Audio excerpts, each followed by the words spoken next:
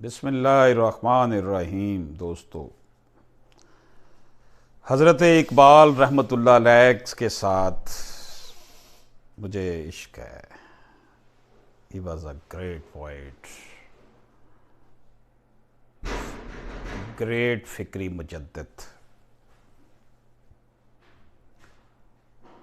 ان کی جو پوئم ہے شکوہ، آج ہم اس کو دیکھ رہے ہیں۔ کیوں زیاں کار بنوں سود فراموش رہوں، فکر فردا نہ کروں محو غم دوش رہوں۔ شکوہ گلے کو کہتے ہیں، زیاں کار نقصان گھاٹا اٹھانے والا۔ زیاں کار بنوں، کیوں زیاں کار بنوں، کیوں گھاٹا اٹھانے والا بنوں۔ سود فراموش، فائدہ اٹھانے والا، فائدہ بھلانے والا۔ فکر فردا نہ کروں، فردا آنے والے کل کو کہتے ہیں۔ محو غم دوش رہوں، محو رہوں، مصروف رہوں، غم دوش گزرے ہوئے کل ماضی کا غم۔ محو غم دوش رہوں، گزرے ہوئے کل ماضی کا غم کروں۔ کیوں زیاکار بنوں، میں نقصان اٹھانے والا کیوں بنوں۔ سودے فراموش رہوں، سود جو اس طرح سود فائدہ اٹھانا۔ اس نظم میں اقبال نے مکالمہ جو ہے نا اپنے رب ذوالجلال سے کیا ہے۔ ان کا لہجہ عام حالات کی نسبت کافی تند و تیز ہے۔ شکوہ ہی وہ نظم ہے جس کے حوالے سے اقبال پر کفر کے فتوے بھی عائد کیے گئے، اور 20ویں صدی کے آغاز میں اس کی اشاعت پر بھی خاصی لے دے ہوئی، یہاں تک انہیں اپنے دفاع میں جواب شکوہ جیسی نظم لکھنا پڑی۔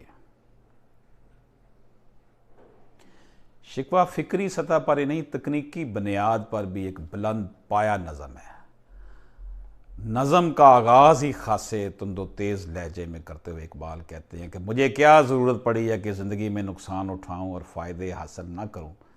یہ بھی بے معنی بات ہے کہ عصر موجود کی فکر میں تو گھلتا رہوں اور مستقبل کی طرف دھیان نہ دوں۔ فکر فردا نہ کروں، محو غم دوش رہوں۔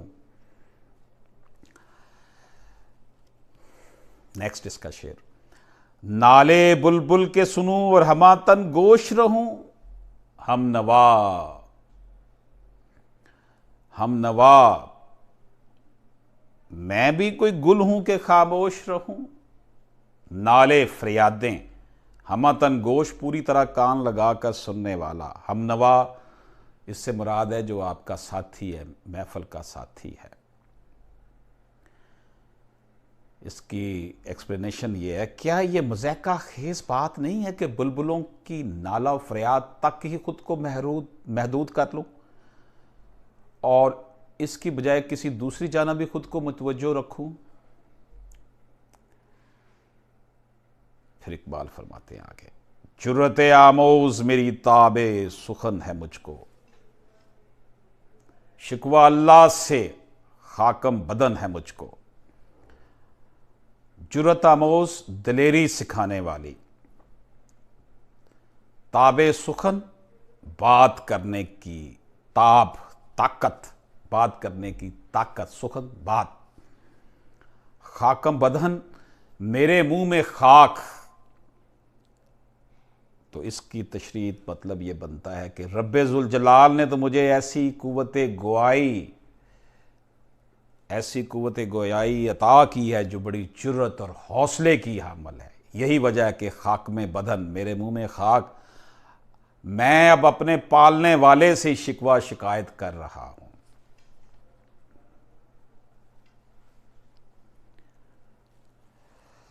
آگے لکھتے ہیں، ہے بجائے شیوا، شیوا کہتے ہیں تسلیم،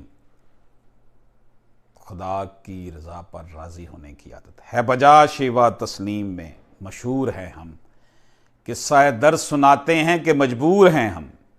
یہ امر حقیقت پر مبنی ہے کہ ہم نبی پاک صلی اللہ علیہ وآلہ وسلم کے پیروکار اللہ کی رضا کے مطابق زندگی گزارنے کے عمل میں خاصی شہرت رکھتے ہیں، ہے بجا شیوا تسلیم میں مشہور ہیں ہم۔ پھر بھی حالات نے اس قدر مجبور کر دیا کہ اپنے درد کا قصہ بیان کرنا اب ناگزیر معلوم ہوتا ہے۔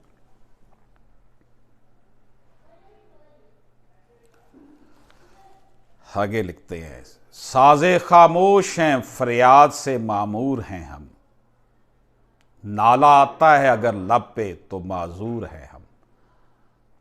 ساز خاموش کہتے ہیں وہ باجا جو بظاہر بج نہ رہا ہو، معمور بھرا ہوا، لب ہونٹ۔ ساز خاموش ہیں فریاد سے معمور ہیں ہم، بے شک ہماری ہستی ایک ساز خاموش کی مانند ہے، ایک خاموش ساز کی مانند ہے کہ دل ہے کہ فریاد سے معمور ہے۔ چنانچہ اس صورت میں نالا و فریاد لبوں تک آ جائے تو اس پر حیرت نہیں ہونی چاہیے، بلکہ یہ تو ایک طرح سے ہماری مجبوری ہے۔ پھر فرماتے ہیں، اے خدا شکوائے ارباب وفا بھی سن لے، خوگرے حمد سے تھوڑا سا گلہ بھی سن لے۔ ارباب وفا، وفا نبھانے والے لوگ، خوگرے حمد تعریف کرنے کا عادی۔ چنانچہ اے رب ذوالجلال، ہم جو ہمیشہ تیری حمد و ثنا میں مصروف رہتے ہیں، اب انہی وفادار لوگوں سے تھوڑا سا شکوہ بھی سن لے کہ ہم جو ہمیشہ سے تیری حمد و توصیف کے عادی ہیں، اب ان سے تھوڑا سا گلہ بھی سن لے۔ تھی تو موجود ازل سے ہی تیری ذات قدیم، پھول تھا زیب چمن پر نہ پریشان تھی زمین۔ ذات قدیم، اس سے مراد پرانی ہستی ہے۔ زیب چمن، زیب چمن، زیب چمن، باغ کی سجاوٹ، چمن باغ کو کہتے ہیں، زیب کرنا، سجاوٹ، پریشان، بکھرنا، پھیلنا، شمیم، خوشبو۔ تھی تو موجود ازل سے ہی تیری ذات قدیم، پھول تھا زیب چمن پر نہ پریشان تھی شمیم۔ اس کا مطلب یہ ہے، خدا بے شک تیری ذات قدیم تو ازل سے ہی موجود ہے، اس کے باوجود تیری ذات ایک ایسے پھول کی مانند تھی، ہوا نہ ہونے کے باعث جس کی خوشبو چمن میں پھیلنے کے امکانات نہ تھے۔ اے میرے مہربان و کریم، انصاف کا تقاضا تو اس سوچ میں مضمر ہے کہ اگر ہوا موجود نہ ہو تو پھول کی خوشبو باغ میں کسی طور بھی نہیں پھیل سکتی۔ بہت بڑا شکوہ اقبال نے کیا ہے۔ ہم کو جمعیت خاطر یہ پریشانی تھی، ورنہ امت تیرے محبوب کی دیوانی تھی۔ اے میرے رب، یہ ملت اسلامیہ ہی تھی جس نے تیرا پیغام عام کیا۔ ہم اگر تیرا پیغام لے کر دنیا بھر میں مارے مارے پھرتے تھے تو یہ پریشانی اور سرگردانی ہمارے لیے وجہ تسلی تھی، ورنہ تیرے پیغمبر کی یہ امت دیوانی تو نہ تھی کہ در بدر پھرے، پاگل نہ تھی، اس کا مطلب یہ ہے، ورنہ امت تیرے محبوب کی دیوانی تھی۔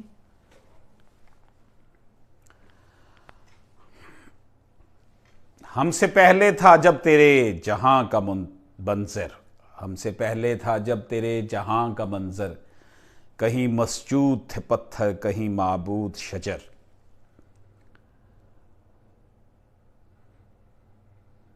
ملت اسلامیہ سے قبل اے خدا تیری دنیا کی عجیب و غریب کیفیت تھی، کہیں پتھروں کو اور کہیں لوگوں نے درختوں کو اپنا معبود بنایا ہوا تھا، یہ لوگ انہی کی پرستش کرتے تھے۔ خوگرے پیک کر محسوس تھی انسان کی نظر، مانتا پھر کوئی ان دیکھے خدا کو کیوں کر۔ پیکرے محسوس، نظر آنے والا مادی جسم، ان دیکھے مراد تیرے وجود کو منوایا۔ حقیقت یہ ہے کہ انسان ان اشیاء کو اپنا خالق سمجھنے کا عادی ہو چکا تھا، جس کے وجود کو وہ محسوس کر سکے۔ اس صورت میں تجھے کون مانتا کہ جو ہمیشہ نظروں سے اوجھل رہتا ہے؟ یعنی کہ انسان تو عادی تھا کہ وہ صرف ان کو ہی مانتا تھا جو فزیکل ہو، جس کو وجود کو محسوس وہ خود کر سکے، لیکن اس کے باوجود تجھ کو ماننا جو ہمیشہ نظروں سے اوجھل رہتا ہے۔ تجھ کو معلوم ہے لیتا تھا کوئی نام تیرا، قوت بازوئے مسلم نے کیا کام تیرا۔ یہ حقیقت بھی تیرے علم میں ہے کہ ان دنوں کوئی شخص بھی تیرا نام لینے اور تیری عبادت کرنے کا قائل نہ تھا۔ یہ صرف اہل اسلام کی قوت ایمان اور قوت بازو ہی تھی جن کے سبب کائنات کے گوشے گوشے میں تیرا نام ہو گیا اور ہر طرف تیری عبادت ہونے لگی۔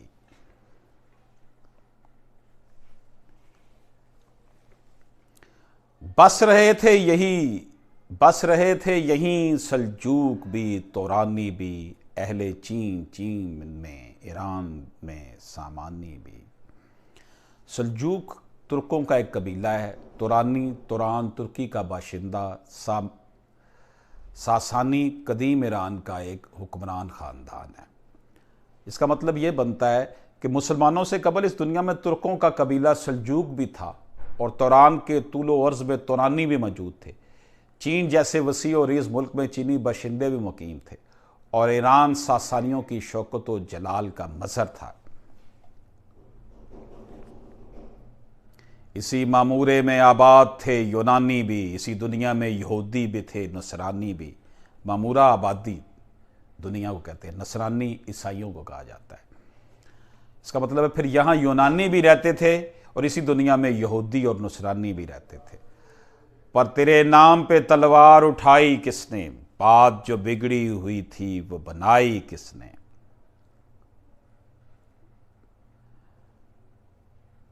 اس کے باوجود تیرے نام کے تحفظ کی خاطر یہ تو بتا تلوار کس نے اٹھائی، اور تصور توحید سے بغاوت کرنے والوں کے خلاف مسلمانوں کے علاوہ کون نبرد آزما ہوا۔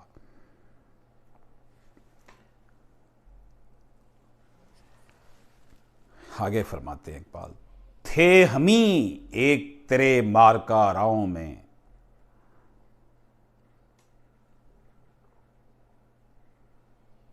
گویا کہ خسی کیوں میں بھی کبھی لڑتے کبھی دریاؤں میں۔ اے معبود، حقیقت میں ہم مسلمان ہی تھے جو ساری دنیا میں تیرے مخالفین کے مقابل نبرد آزما تھے۔ اس مقصد کے لیے ہم کبھی دشمن کے خلاف صحراؤں میں اور کبھی دریاؤں میں اور سمندروں میں جا کر سفر آ ہوئے۔ دی اذانیں کبھی یورپ کے کلیساؤں میں، کبھی افریقہ کے تپتے صحراؤں میں۔ بڑی خوبصورت بات حضرت اقبال کر رہے ہیں۔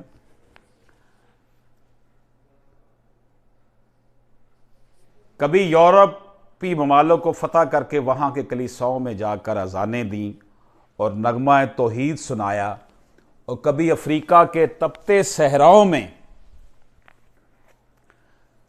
پہنچ کر آوازۂ حق بلند کیا۔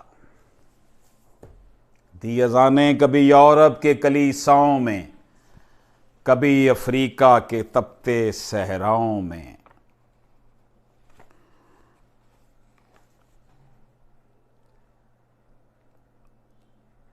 شان آنکھوں میں نہ جچتی تھی جہانداروں کی، کلمہ پڑھتے تھے ہم چھاؤں میں تلواروں کی۔ واہ، کتنی خوبصورت بات حضرت اقبال نے کی ہے کہ آپ فرما رہے ہیں یہ امر واقعہ ہے کہ مسلمانوں کو بڑے بڑے شان و شوکت والے سلاطین کی بھی جو ہے وہ عظمت جو ہے مروب نہیں کر سکی۔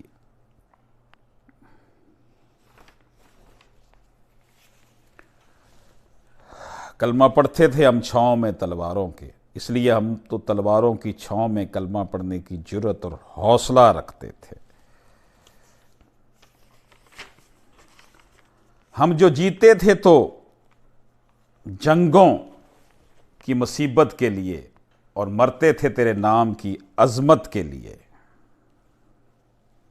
کتنی حضرت اقبال کا لاڈ دیکھ لیں اپنے رب کے ساتھ کہ اقبال فرما رہے ہیں کہ ہم جو جیتے تھے، ہم مسلمان تو اپنے حریفوں سے نبردازباں ہونے کے لیے جیا کرتے تھے اور تیرے نام کی عظمت کے لیے زندگی قربان کر دیتے تھے.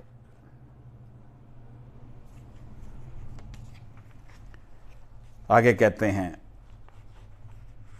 تھی نہ کچھ تیغ زنی اپنی حکومت کے لیے، سر بکف پھرتے تھے کیا دہر میں دولت کے لیے.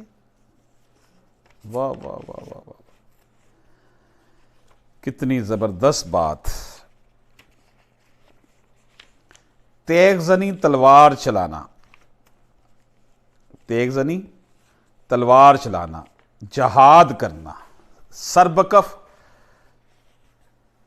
ہتھیلی پر رکھے ہوئے، لڑنے کے لیے ہر وقت تیار.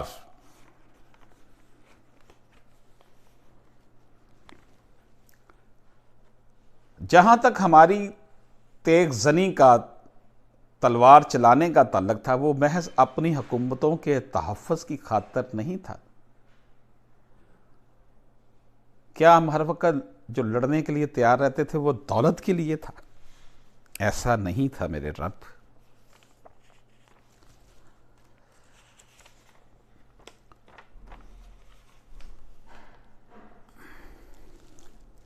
آگے کہتے ہیں قوم اپنی جو زر و مال جہاں پر مرتی، بت فروشی کے عوض بت شکنی کیوں کرتی. واہ، بت فروشی سے مراد ہے کہ محمود غزنوی نے سومنات پر حملہ کیا تو پجاریوں نے اسے بہت سا مال و دولت پیش کیا تاکہ وہ بت نہ توڑے. اس نے جواب دیا میں بت شکن کہلانا چاہتا ہوں، بت فروش نہیں. بت شکنی بت توڑنا.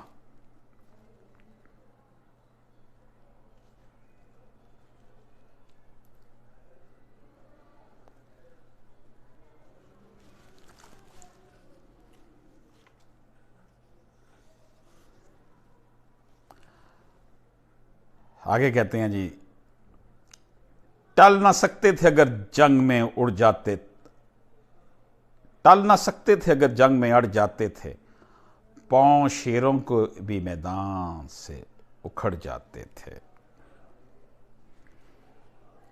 ٹلنا اپنی جگہ سے ہل جانا.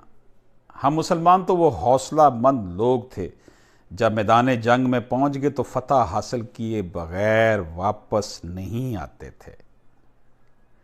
انسان تو انسان، ہم تو وہاں شیروں کے پاؤں بھی اکھاڑ دیا کرتے تھے.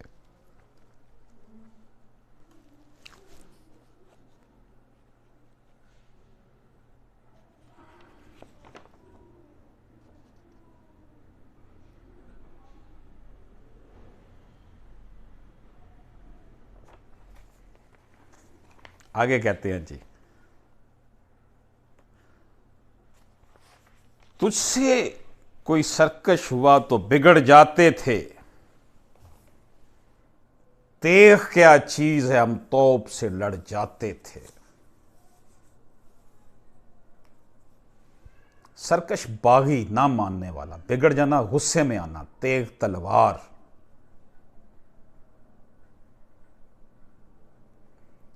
کہ اے میرے رب، اگر تیرے خلاف کوئی بغاوت پر آمادہ آتا تو ہم اس کے خلاف ڈٹ جاتے تھے. اور پھر تلوار تو علیحدہ چیز ہے، ہم لوگ تو توپ کے مقابلے میں بھی سینہ تان کر کھڑے ہو جاتے تھے اور سینہ سپر ہو جاتے تھے.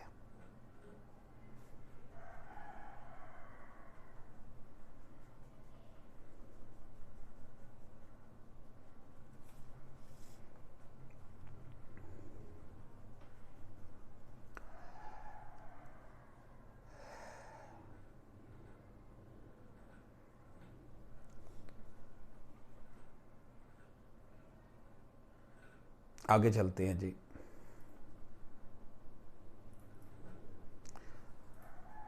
نقش توحید کا ہر دل پہ بٹھایا ہم نے، زیر خنجر بھی یہ پیغام سنایا ہم نے۔ دل پر نقش بٹھانا مراد دلوں میں پورا پورا اثر جمانا، زیر خنجر، خنجر کے نیچے۔ اے مالک، اے میرے رب، یہ بتا کہ ہمارے علاوہ توحید کا علم بلند کرنا اور کس نے کیا؟ ہم نے تو تیرا پیغام زیر خنجر بھی سنایا۔ اس مصرع میں علامہ کا اشارہ نواسہ رسول حضرت امام علی مقام حضرت امام حسین کی جناب، جنہوں نے میدان کربلا میں حق کی فتح کے لیے اپنا سر کٹوایا۔ تو ہی کہہ دے کہ اکھاڑا درے خیبر کس نے، شہر کیسر کا جو تھا اس کو کیا سر کس نے۔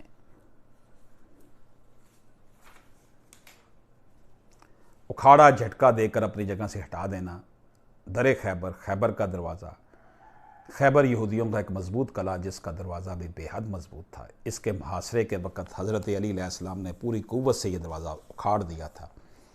شہر کیسر کا مراد روم ہے اس کا۔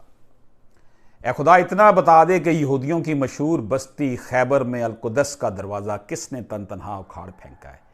ایک روایت کے مطابق یہ دروازہ اتنا وسیع اور ریز اور مضبوط تھا کہ اسے کم و بیش 100 افراد مل کر بند کیا کرتے اور کھولا کرتے تھے۔ تاریخ اسلام کا یہ اہم واقعہ کہ شیر خدا حضرت علی بن ابی طالب نے جنگ خیبر کے دوران تنہا یہ دروازہ اکھاڑ پھینکا تھا، جس کے بعد لشکر اسلام نے بآسانی اس انتہائی مضبوط قلعے کو تسخیر کر لیا۔ کیسر روم کے عظیم شہر قسطنطنیہ کو کس نے فتح کیا؟